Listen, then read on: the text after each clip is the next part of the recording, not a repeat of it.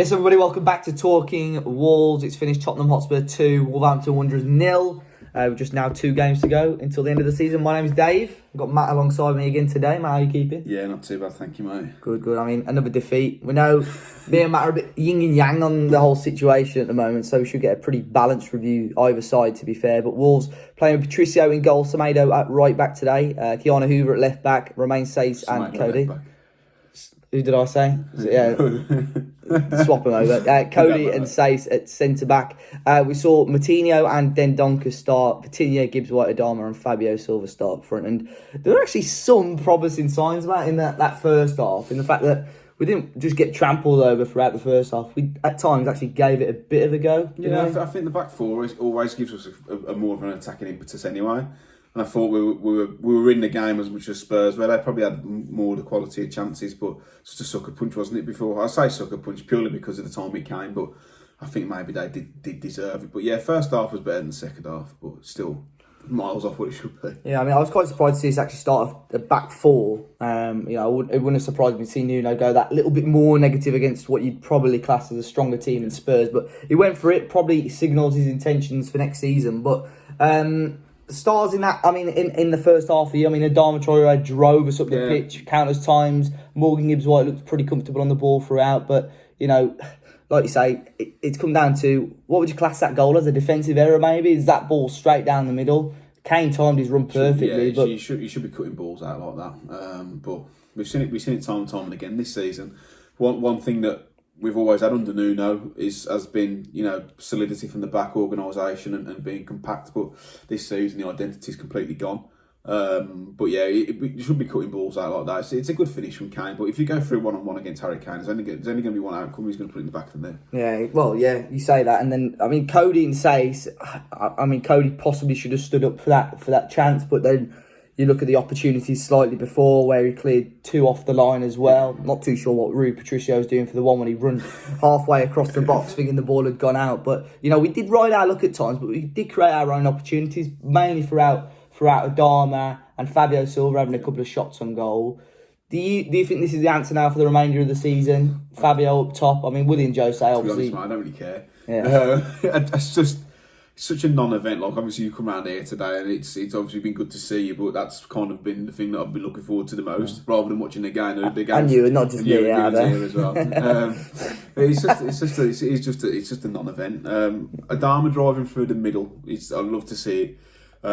His decision making with his final ball sometimes a little bit questionable. Same today, but he was the only player, and to be fair, Gibbs White, you can tell he's got a bit of confidence, a bit of mojo. I thought Semedo did well against Bale on the left. Really well, yeah. Perhaps that's the reason that Nuno put him on the left, just to try and combat Bale's pace. But apart from that, I know Gary Neville gave Cody man of the match, but I mean, granted, I didn't watch all the games, so I couldn't really be arsed. But I don't think he wanted to be man of the match. I know he made a few clearances and stuff, but... Well, I think it just was one of those games. I don't think anyone shone out as such. And I think he was picking between Hojbjerg and Cody, but Hojbjerg got that second goal. I mean, you put it down to possibly poor goalkeeping, but you look way back in the move. Keanu, who's got to be doing better to deal with Reguilon down that left-hand side, hasn't he? Just put the ball out of play. Reguilon, yeah. Sergio Reguilon. Reguilon. Yeah, I think... You can't accept a mistake like that from Hoover. I know he's young, but just get rid of the ball. Like, just don't take any chances there. And I think Patricio can do a little bit better. I think he can parry it to safety. But the whole move started with a mistake from Hoover, and I think if that was Semedo, he'd be getting numerous pelters. But like I said, it's just a non-event, and I felt like this for months. Even when there's been stuff to play for, it's quite sad, really. I just hope with the Man United game it changes a little bit. It might feel a bit more emotion towards it. Yeah. Like you were saying, like it felt like a bit like an exhibition match. Yeah. Really. I think Spurs have still got something to play for, but even they were pretty one-paced throughout the majority of the game. I think obviously they'll be delighted to get the 3 points, and Ryan Mason will. I think he just wants to get wins however he can at the moment. But for Wolves at the moment, I think it is that experimental period for Nuno. He's given chances to players who I think have taken it fairly well. Like Morgan's been really, really good these last 2 weeks. Couple of games, yeah. Even when he came on against West Brom, he put himself about a little bit, and I think it's been good for him and players like that, giving Fabio the game time and the experience, and even Theo Corbiano, who had that little spell today as well. But the rest of it, I think these next 2 games, it'd be great to see Wolves go and get 3 points or get something out of the games. I think the Everton game, their form, you never know when they're going to turn up. I think we can possibly get something out of it, but Manchester United will probably want to, finish the season on a high, especially going into a Europa League final. But you are right. I think hopefully next week, being back at Molineux, I think all 3 of us going Molineux on next Sunday. Hopefully we get some sort of connection back with the players and with the atmosphere and with the coaching. I can't see us beating Everton, but I think if we've got a chance of beating anyone, it'll be United purely because the fans are back.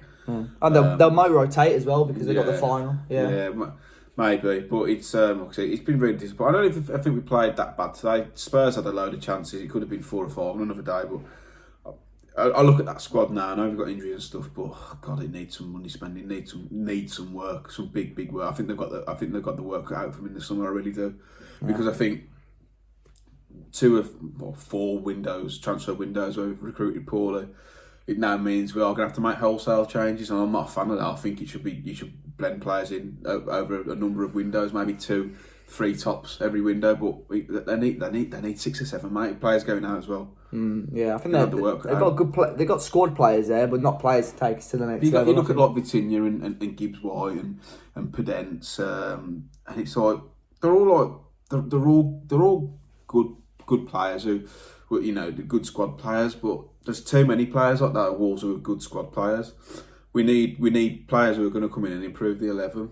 Yeah, take us to that next level. Well, we'll talk about that more. Obviously, we'll do once the season finishes, loads of one-off videos looking at the squad and podcasts looking at that in particular. But if you did enjoy today's video, be sure to hit the like button, subscribe to the channel, and of course, let us know your thoughts on today's result against Tottenham. Until next time, we'll see you all very, very soon.